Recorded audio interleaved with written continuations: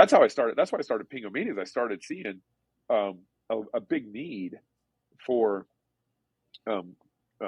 Christian businesses and content creators to access and kind of utilize this new media world that we're in a way that will drive a lot of value to their businesses and everything. So that's Pingo Media, and so that's, I think, Dropwave, Pingo Media, Cross-Politics. Oh, the last thing I wanted to talk about was the network, the Fight Laugh Feast network. So when we started Cross-Politic, about 2 years into Cross-Politic, we were like, man, God's blessed us with a lot of listenership. Well, we don't want to just be like this, Cross-Politic. We don't want to be, personality Christians or famous personality Christians. We wanted it. We push against that. We don't want the fame. We just want the impact. We want to use what God's given us to change what God allows us to change. And so none of our motivations was ever to get popular. And the network concept kind of came out of like, well, God's given us his audience. Well, who else has a good voice? Who else has something that they're doing that's good, and they can start a podcast and they come on our network, and we kind of build out from there. And so that's why we started the Fight Laugh Feast network, was because we wanted to work with content Christians, pastors, business leaders and stuff who didn't have a podcast, who we could help start a podcast, tell them how to start a podcast, give them the tools to start a podcast, and then they can drop on our network into, millions of downloads. And so that's why we started the Fight Laugh Feast network, was to be able to help and share the growth of what God's doing in us. Now, since then, our vision is getting bigger and bigger in what we want to do there. We really do. Our end goal is to compete with Fox, compete with ABC, compete with NBC. And the reason is for one, it goes back to, all this overhead that it takes to run Fox and NBC, ABC, all the stuff that we talked about earlier. It's expensive in this new world. I don't got to buy a TV license to the Dallas, Texas market. I don't got to buy a TV license to Phoenix, Arizona market, right? I could just create an app and stream online, and you bypass all these stupid regulations that the federal government is the meeting has ended after 40 minutes. No, I'm still here. Okay.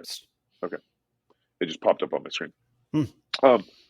And so I don't. So being able to build your own app and stream live and disseminate your own network without all these regulations is just, the internet's just changed the whole game, even with government regulations, which is fantastic. Yeah. And so, but here's the other thing. So, ABC, Fox, CBS, these networks have been around for 40, 50 years, whatever, longer, even two of them longer than that. They took 30 years. They worked hard for 30 years to build up to their audience that they have now. Tucker Carlson gets, 3 to 5 million viewers a night. On a high night, he might get 6 million. Yeah. Sean Hannity's around 2 million viewers, stuff like that. But Christians have abandoned the media space, and it's really sad.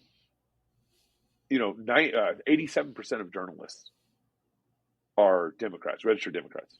87%.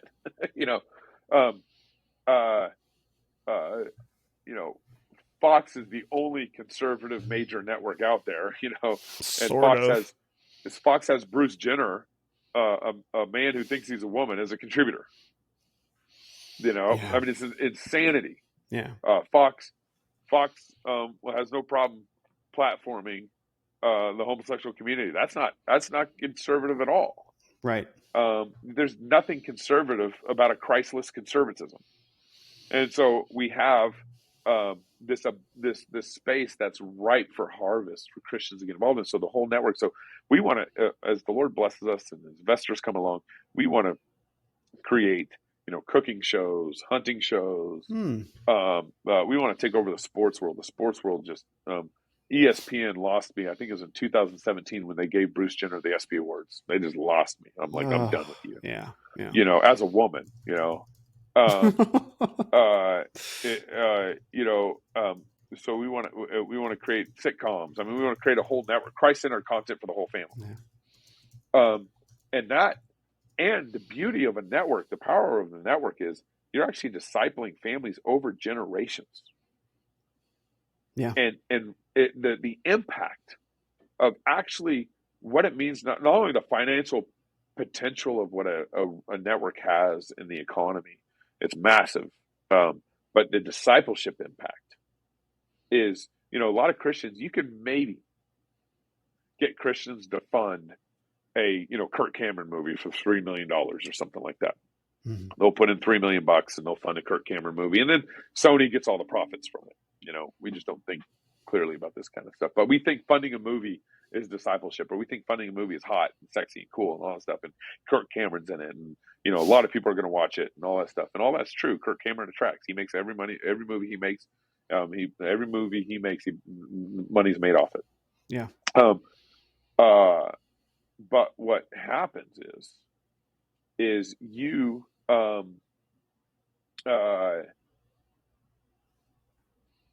lose out on multiple layers of opportunity.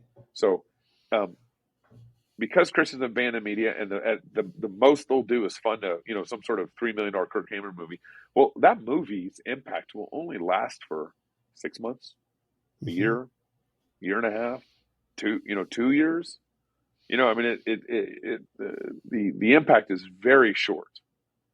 But if Christians, like what we're trying to do with the Fight Laugh Feast network, is build a $30 million network over the next 30 years. Well, all of a sudden, it took Fox 30 years to get, Tucker Carlson 3 million views in a night. Mm-hmm. The impact that you can have in discipleship over with what a network can offer to a culture and to society is just massive. But we Christians, we've thought so short-sighted about the impact of media on culture that we don't see, I think, the entrepreneurial vision that we can have for this, and especially we're in an opportunity like never before. We don't have the cords of cable. We can cut our cable cords. We don't have to go through all these gatekeepers and everything, and we can do this ourselves in our way right here, right now.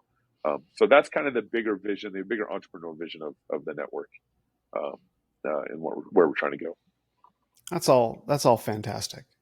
Because I think one of the most valuable, and you said a lot of really great things in there, and I'll pick a point to dig into. But I think the most important thing of what you said is learning how to think entrepreneurially. That's very difficult for some men that haven't grown up in an environment like that. They grow up, going to university and going for some sort of corporate job, and none of these things really train you to think entrepreneurially.